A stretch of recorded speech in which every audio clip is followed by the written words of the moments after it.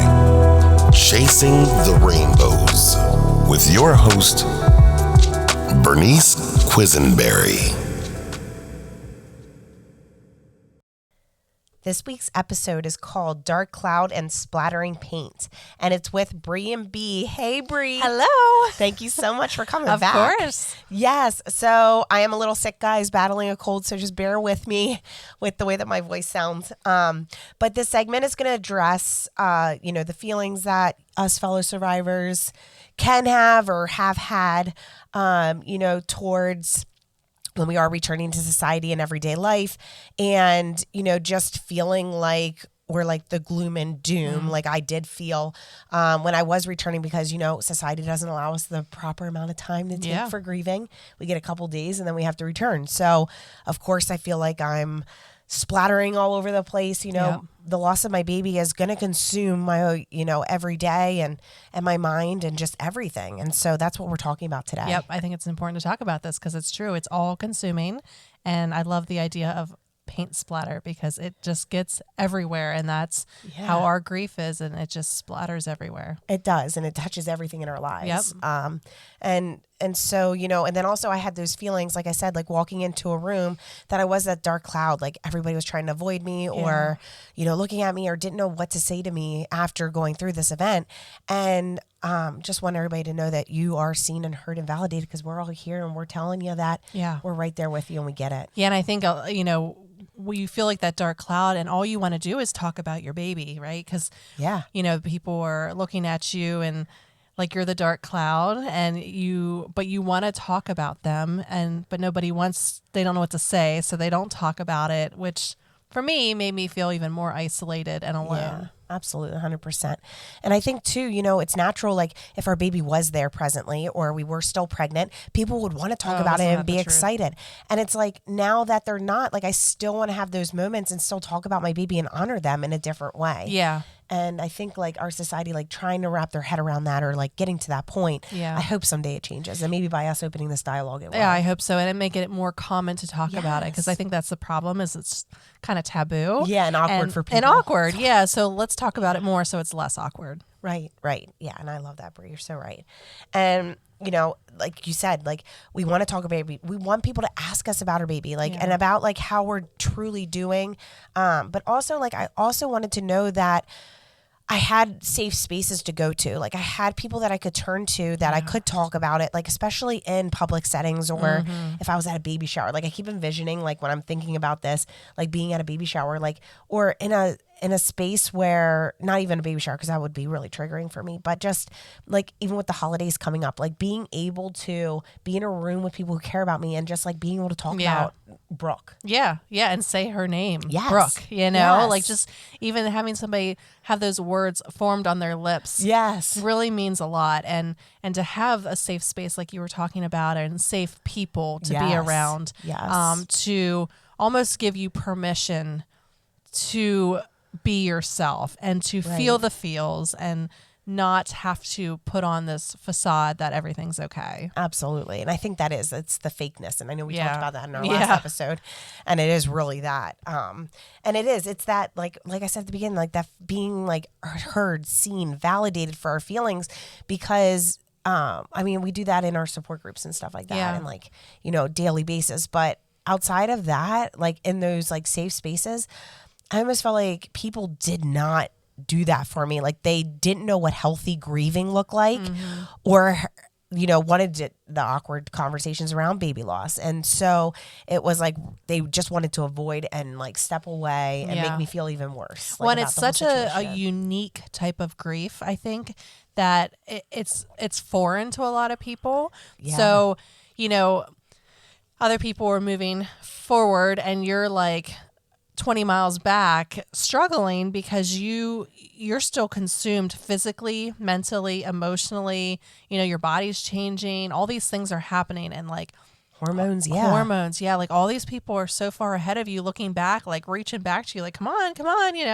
and I think being able to be in a space where people meet you where you're at in your grief Yeah. and don't have any expectations on you that you should be 20 miles further down the road than what you Right. are. Having that support is huge. It is. And I think also, like, I think you said it perfectly too. Like, I see how people, like, when I was really deep in it, especially, you know, that first year, I saw people moving on with their lives. And Yeah. I was not going to move on from Brooke. Of course not. I'm moving forward, and I know I needed to move forward, and that would come eventually. It didn't come anytime at the beginning. Yeah. And seeing everybody else, it was like, okay, this world keeps moving, everything keeps moving, and I'm not there yet. And that's where those feelings of resentment Yes. can come into play too, because Oh, you're, yeah. especially when it comes to your spouse too. Oh, yes. I think just Ooh. like you can get resentful almost because you don't understand why they are able to move forward with what seems like such ease. Now, not necessarily, that may not be the truth, but like your grief journey is different. And then you feel resentful because like they're not understanding why you're still struggling. And yeah. like, it's such a balance. It really is. And I think the hardest thing for me, especially at the beginning, was when people were asking me, like, how are you doing? Like, or like, how's everything going? And it's like, are you serious right now? Right, Like, yeah. and especially my husband. And, like, when I was like crying or like just got like, what's wrong? And it's like, are you serious right Hey, now? do you have to ask me that? Yeah. Yeah. And I was just like, I can't believe this is happening right now. But you're right. Like, it's interesting you brought that up because I harbored so much resentment towards others, and it's not even like they knew it. Yeah. It was just because like I felt like nobody was supporting me or like didn't know Yeah. how to support me, which makes sense. I understand that. Now looking back, like, of course, you know, looking back's always like Hindsight 2020. Yep, exactly right. But then also like with my husband, you know, he was like what they coin as like the male griever, where and you know, any gender can be anything, and you know, eventually they're probably gonna change the names, I hope, and stuff, and like makes more sense, you know. But like he was the type that like needed to move on. He needed to like continue to put his efforts into working or into projects around the home and creating this like beautiful life, right, for us. Yeah. Because like he saw me struggling. Now, you know, we eventually did start like talking, communicating about it, but like I saw it as like when I was in the midst of it and like really in the thick of it, that like, are you kidding me right now? He's acting like nothing's wrong. He's having Yep. these conversations on the phone. I'm over here. I can barely get out of bed. I'm lucky if I took a shower that day. Yeah. Let alone like trying to become, you know, an active, you know, employee again, become Yeah. an active like partner, like all these different roles that I had to play. And I feel like I was juggling all my balls and it just kept falling, you know, and Yep. I wasn't able to hold anything up in the air. Nope. And the weight of them are just crashing down on you. Yeah, Yes. no, I know. It's interesting how people grieve so differently. Yes. But and that's where, of course, hindsight's 2020, but like being able to communicate almost about Yeah. that, because you saw your husband as he was fine and dandy, but like really that's how he was handling his grief. So it's Right. not that he wasn't sad, it's just that's how he managed it. He did. And just how you managed yours differently. And Yep. everyone's so different. And I think recognizing that is huge. And huge. and then if you're able to talk about it with your significant other is even better, because then you can understand one another better. Yeah. My husband, I was very much like you, Bernice. I was very like, I could barely get out of bed. I couldn't function at all. And Yeah. my husband just kept, you know, doing his thing. But he was very understanding of my need to just wallow. Yeah. But I think he was a little cautious about doing a lot of stuff, just because I think he knew that I would be upset about it. But it's hard. It's finding that balance of respecting each other's grief process, while still trying to even figure out, you know, how to put one step in front of the other. And it's yourself. it's right. It is like that. And I think for, you know, the first couple months, I did not have the bandwidth or like even the capability to take on his. Yep, for grief, sure. which is so sad to say because, you know, it makes me sound like a horrible partner. But I really was just like so consumed in my own and like all of the thoughts, because one, the whole birth was traumatic, Yeah. right? And like going into a doctor's appointment thinking that everything was fine, and then finding out what was happening, and then, you know, and then losing Brooke, you know, after 5.5 weeks in the NICU, it was like just all these losses are traumatic. Yeah. And so like all those events, like I was still like trying to like gain my bearings from it and like try to just make sense of any of it. And time takes time. Yep. And for me during that, I was like, you know what? Like I have to recognize this. I also need to recognize that like, and then of course I felt guilty because then I wasn't being a good spouse. I wasn't being a good mom, like feeling like this, you know, these feelings and stuff like that because I wasn't there for him or I couldn't show up for him. But like I really had to show up for myself. And like I always go back to, you know, that analogy of like putting on your life, like your oxygen mask first when a plane's going down. And it was like I was trying to do that and it did. It took me a long time. And then once I was, well, it's felt like forever, but in the moment it was a couple months. And then once I was able to, like we started communicating better because then I could start to actually verbalize what I was trying to say and how to say it. 100%. That's so true because when you're in that deep waters, you can't communicate. And like when I say about communicating, I'm talking like months down the road because when you're that first stage and you're trying to like just get your bearings about yourself and process the trauma you just went through, there's no communicating because you can't even express how you're feeling. Because you don't even know, you can't even form the words to understand what just happened. Right. And everybody's like, what do you need? I'm like, I don't know what I need. I don't know what I want. I don't know life. I'm questioning everything. Like I right now, like after what we just experienced and losing our babes, it's like, I don't even know life anymore. Like I don't know it's a whole new navigation. Everything's spinning around you and you're just trying to hold on for dear life. That's absolutely right.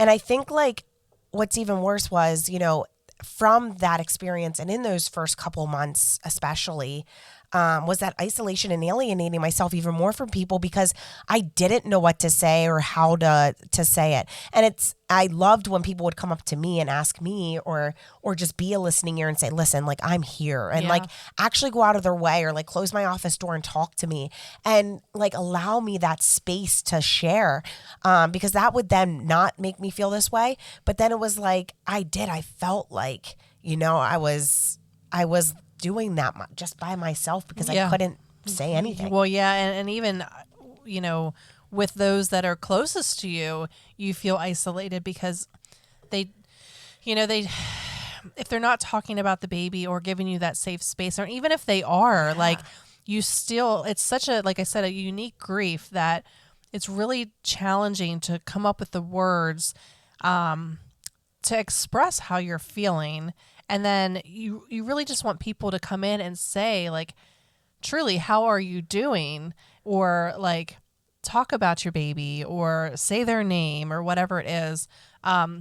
Because every time you do that, I think we feel a little less isolated. Right. And you may think you're going to hurt our feelings or, like, bring up sad feelings, but we're sad all the time anyways. Yes, so, we're already thinking. Like, it helps us to get it out and to... we may cry, but it helps us to speak their names and speak about what happened to us because it's healthy to do that. Right. So I think people have a misconception that by bringing up the loss, you're going to make it worse. But in actuality, by not bringing up the loss, you're making it worse. That's right. And like, honestly, I don't know if it was that or also when people would ask me then how I was doing and then I would say something or how I was truly feeling. And then they would use like one of those throwaway comments, which we talked about in previous episodes where they just like real quick or like, well, you shouldn't feel like that or everything happens for a reason or this is in this plan or this is this way. And it's like, or you should feel grateful for your other children or you should feel grateful for this. And it's like, okay, well, now you just make me feel like even more. Now you're just adding guilt onto the grief. Like you've already got grief, now you got guilt on top of it. Right. So like it all like stems from that. So it's like just having those people that you can turn to, I think was like so, you know, and during that. And have it and them giving you permission to you know, say it's okay to feel that way and you have every right to feel the way you're feeling. Yeah, absolutely. 100%. And like so and like not knowing who we are and how we're navigating this, right? That's kind of like the paint splatter. And it's because like it touches everything in our lives. Like our baby, of course, does. You know, how like now we're living this life without our baby physically here with us. And then we're also trying to figure out, you know, like what we believe in or anything, you know, we're just questioning all of our stuff. And it's like, there's no guidebook on like this kind of traumatic grief and everyone is so different. Yeah. So it's like trying to find our own way. Yeah. So I love the idea of the paint splatter. So like, you have a can of paint, right? Right. And you drop it and it splatters everywhere and it's permanent. Yeah. And it touches everything around you. Right. And you may find it years later in a back corner somewhere that when you least expect it, and like boom, there's a paint splatter that brings up feelings again. Yes. And I think that's such a good analogy because it's so true, and just how every time you drop a can of paint, it's not going to splatter the same every time. Yeah. And I think that speaks to like how grief is different for everybody. So like you Yes. drop the paint, 20 people can drop a can of paint and it's all going to splatter differently. Absolutely.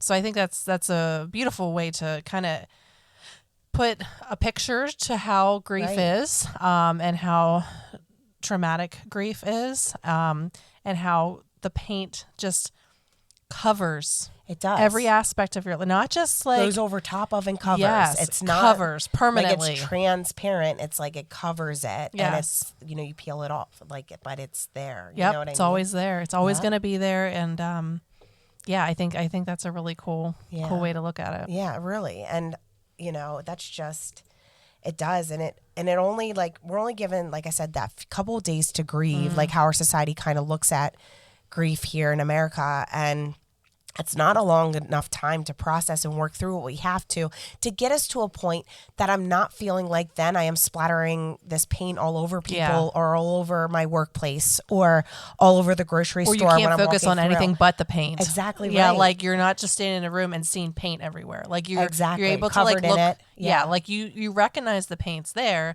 but you're able to like focus on other things in the room. That's the point Absolutely. where I think you're healthy enough to get back to work or whatever it is that you do. Yeah. And I think it's learning like how to like healthily like grieve healthy in our society, and that like our supports our people like willing to take this head on with us and like being there with us and sit with us in our grief. And I think that was the biggest thing, was like having those people like we said, just to sit there. Yep. But in the midst of figuring out who we are, where we go from here, and how we process everything, it's like, coming together and hearing how others have done it has allowed me then to create my like own way, or to try new things on like healthy coping methods or like healthy coping skills when I'm out in public. Yes. And I think that's important because we're not meant to do this alone. And, if you've experienced a loss, I'm so sorry you've gone through something like that.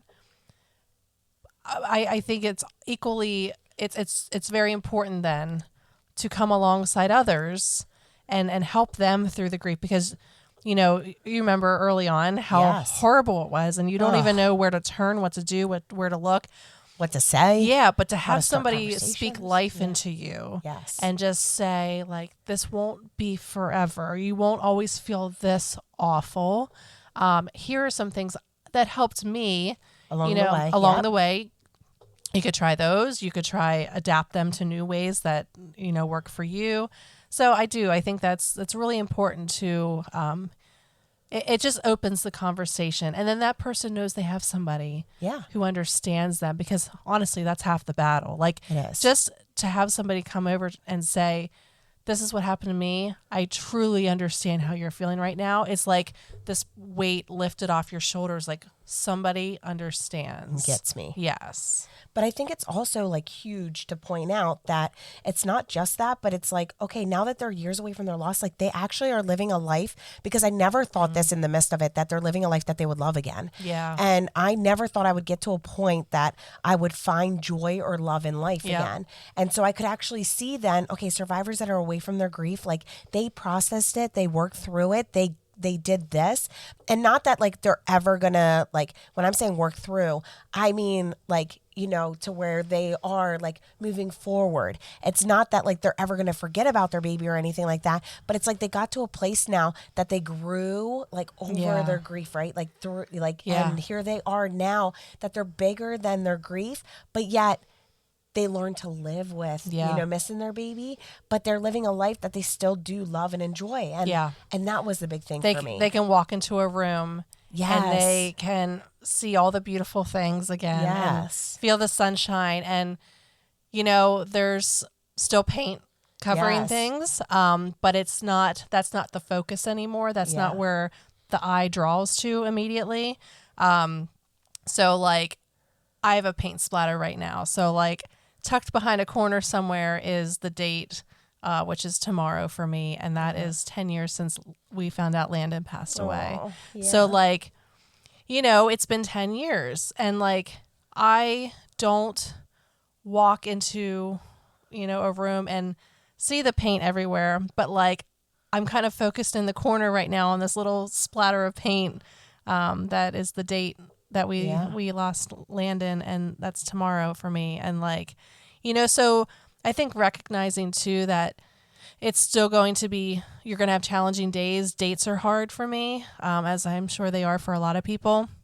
But I still have joy. Yeah. Like there's joy to be had. And I think being able to speak that into somebody else's life when they're in the midst of the most horrific time in their life gives other people hope.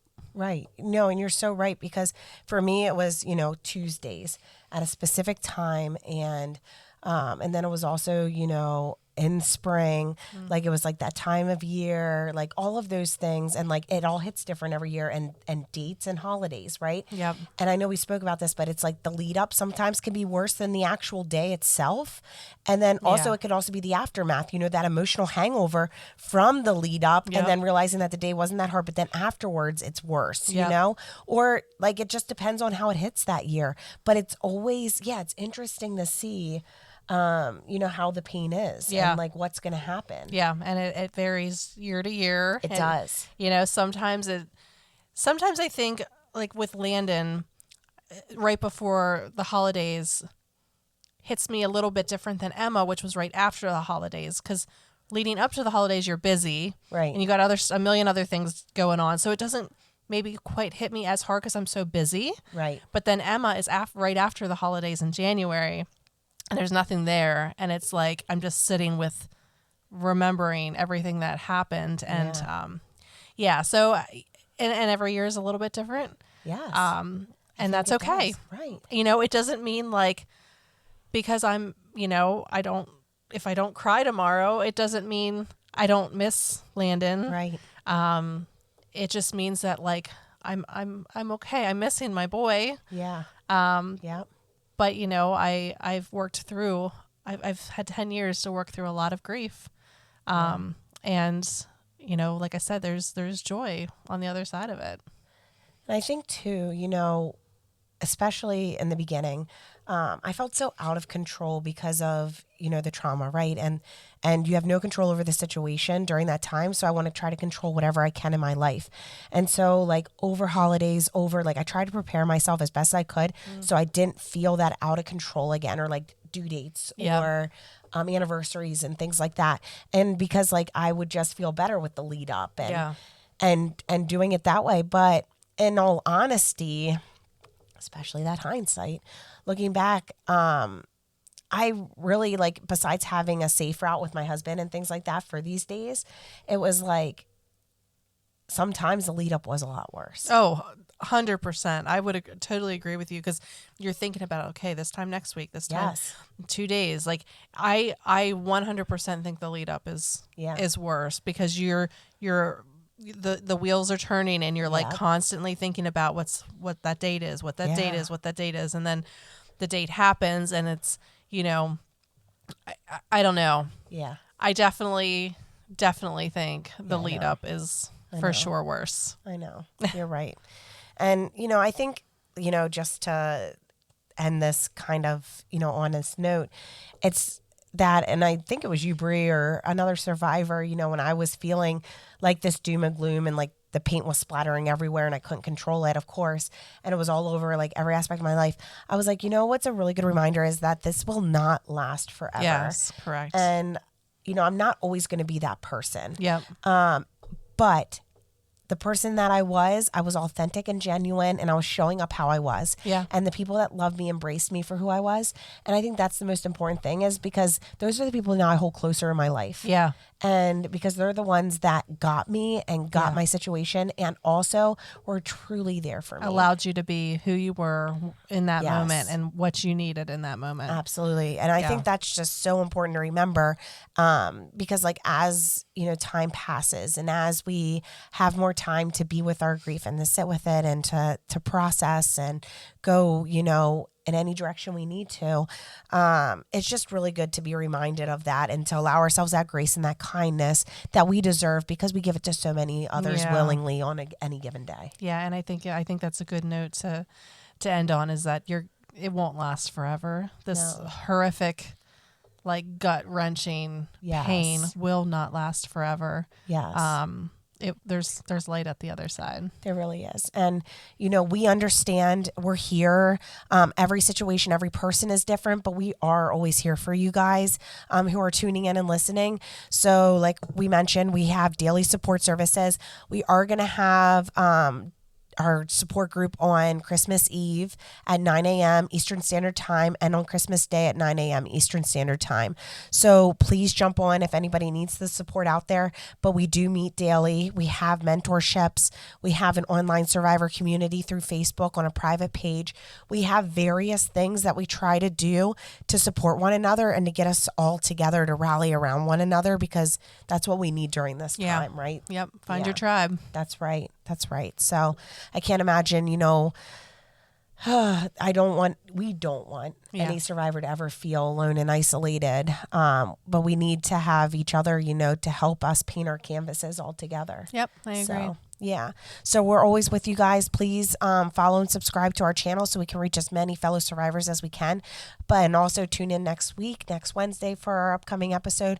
But we're always with you, fertility loss, pregnancy loss, and baby loss survivors. Until next time. Thanks for listening. Thank you.